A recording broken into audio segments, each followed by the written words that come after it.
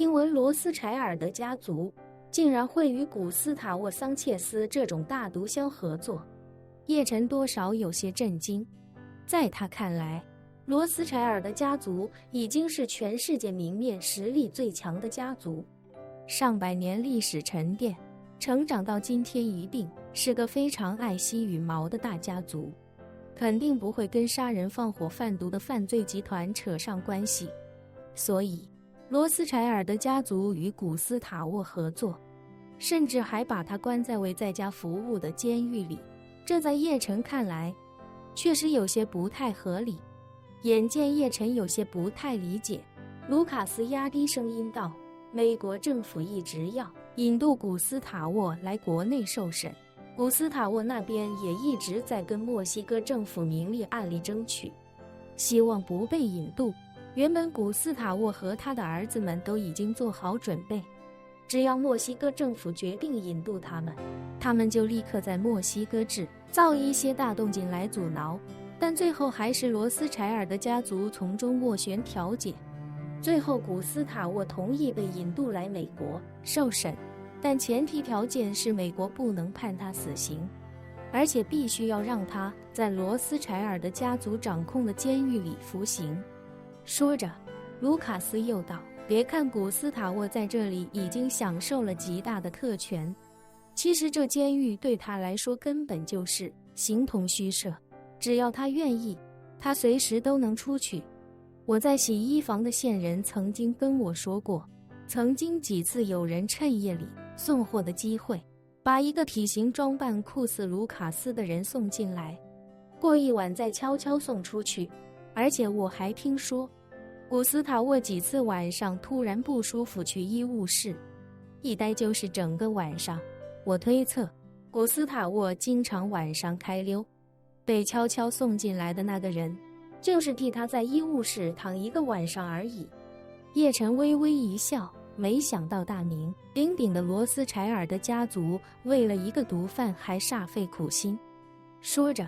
他耸了耸肩膀，又道：不过也不奇怪，罗斯柴尔德家族从19世纪就与鸦片贸易脱不开干系，甚至从对华夏的鸦片战争中获得巨大利益，说不定现在还在干着同样的勾当。卢卡斯摇头道：罗斯柴尔德家族现在确实不做这方面的生意了，他们之所以跟古斯塔沃合作，主要是看中他的犯罪集团在墨西哥的实际影响力。你知道的，墨西哥就在美国眼皮子下面，与美国有将近2000英里的国境线，这里面可以做的文章太多了。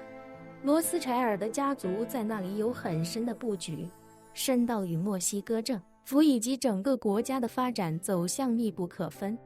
至于古斯塔沃的家族，说白那就是他们埋在墨西哥的一个炸弹，需要的时候能发挥出极大的作用。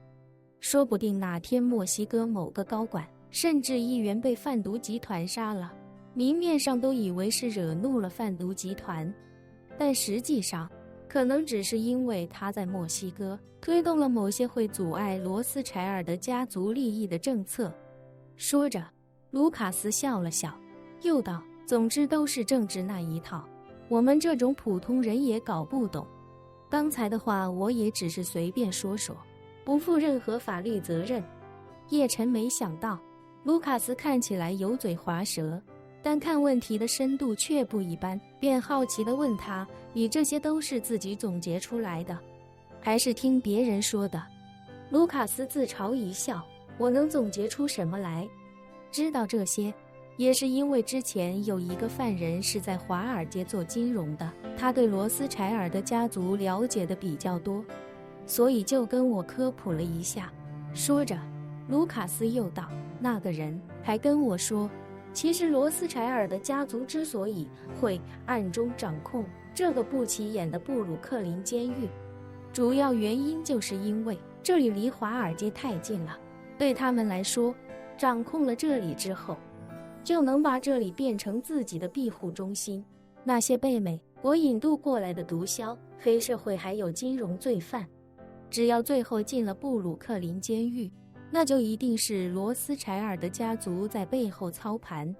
至于布鲁克林监狱为什么要搞犯人自治，就是罗斯柴尔德家族希望让这里越乱越好，最好是3天2头就有犯人被打成重伤，隔3差5就有犯人死于非命。只要给外界树立起了这样的印象，那他们就可以把想除掉的人也送到这里，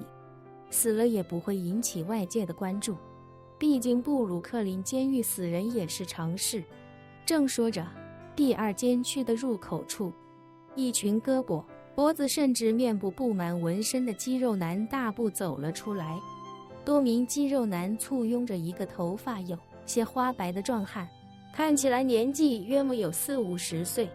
只是一直健身，所以身材保持得非常壮硕。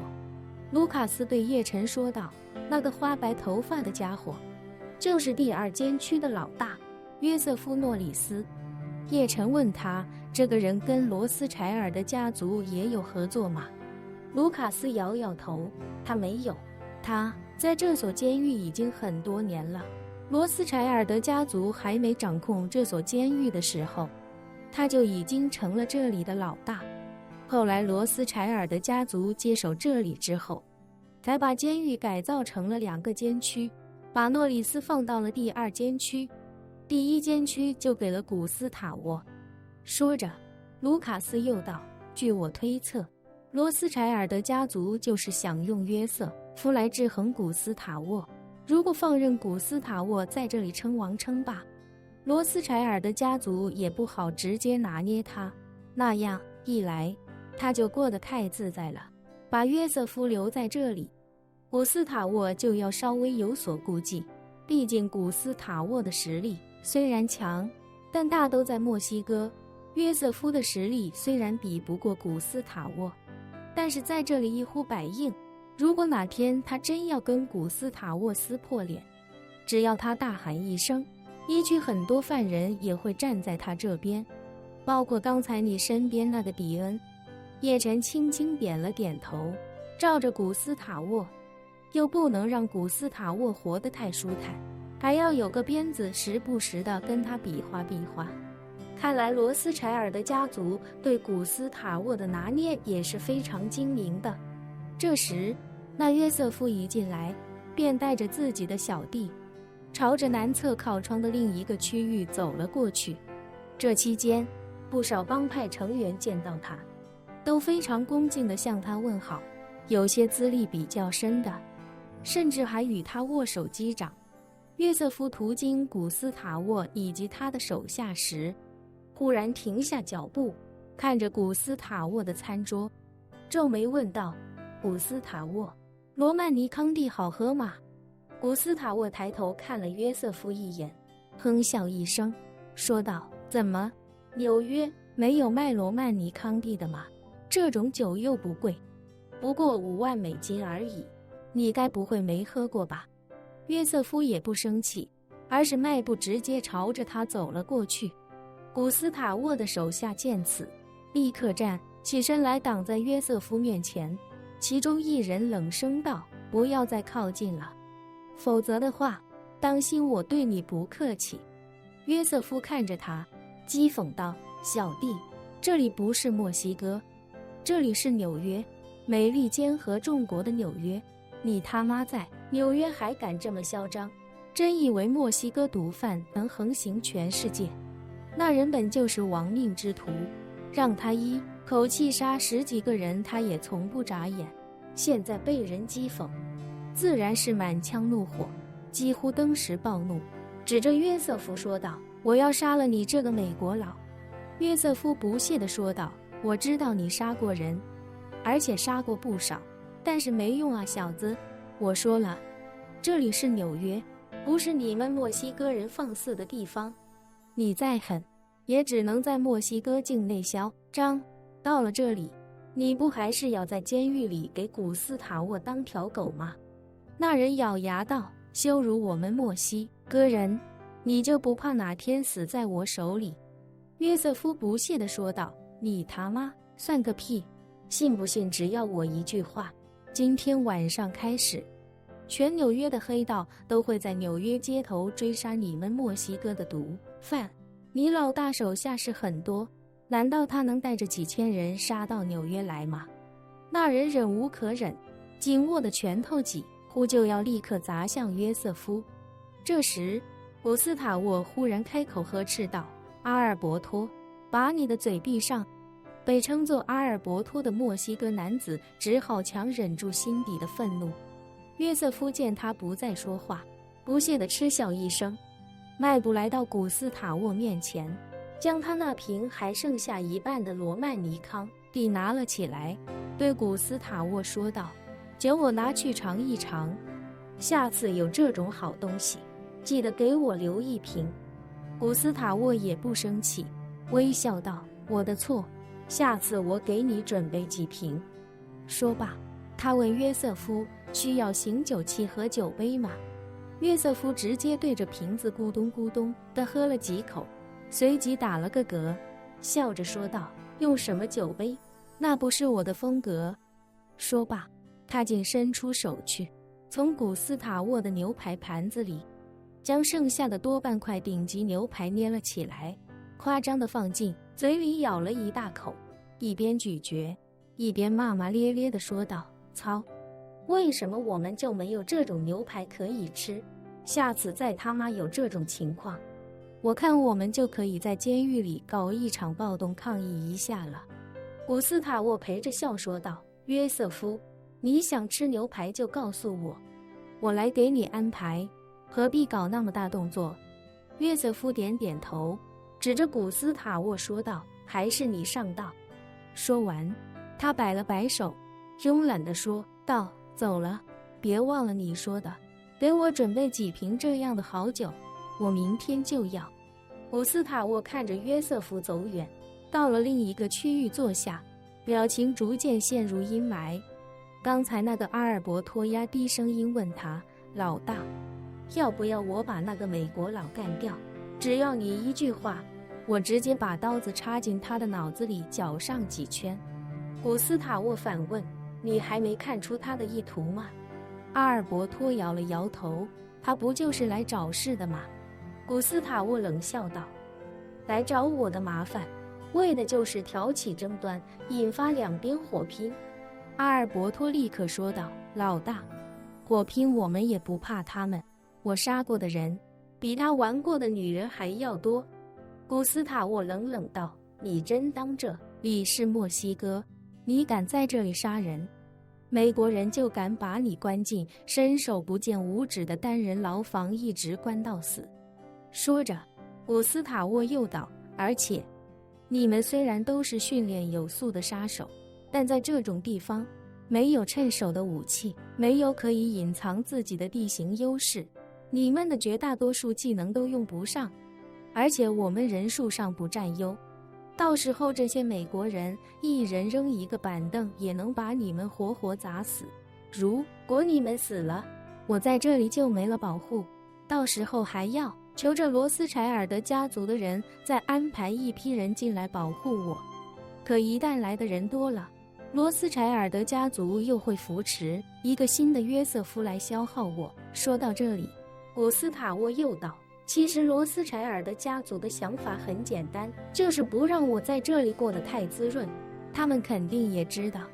我们在通过我们自己的手段往布鲁克林监狱里面安排新的人手，所以他们现在肯定也想让我们消耗一下。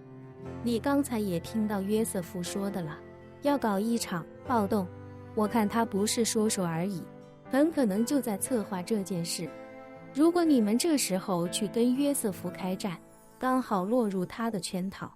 阿尔伯托问：老大，难道就一直这么忍着他们吗？古斯塔沃点点头，无奈地说道：眼下只能忍着。我让人调查过这个约瑟夫的背景，他家人都死光了，只剩下他一个，外面根本就没有能拿捏他的东西，而且他身边那些人也都是骨灰级的帮派成员，家人死的死，跑的跑，都没有任何顾虑，真把他逼急了，我们反而被动。他是不怕死，我他妈还想找机会活着离开美国呢。此时约瑟夫一边朝着自己的特定用餐区域走，一边将牛排吃了。得干干净净。随后他又对瓶喝了几口红酒，大大咧咧地坐在了自己的专属位置上。身边的小弟们已经端来了午餐，虽然每一份量都很大，但本质上和其他犯人吃的东西都是一样的。约瑟夫看着面前的牢饭，骂骂咧咧地说道：“妈的，刚吃完半块那么好吃的牛排，再看这些，简直他妈的像屎一样。”其他小弟一脸郁闷，老大一句像屎一样，自己是吃还是不吃呢？这时约瑟夫最信赖的小弟弟声问他：“老大，那个墨西哥人怎么这么能忍，一点也不上套啊？”约瑟夫冷声道：“古斯塔沃比鬼还要精明，我看他早就猜出我的目的了。”小弟忙问：“那怎么办？”约瑟夫伸了个懒腰，道：“鱼不上钩，那就只能换个办法了。”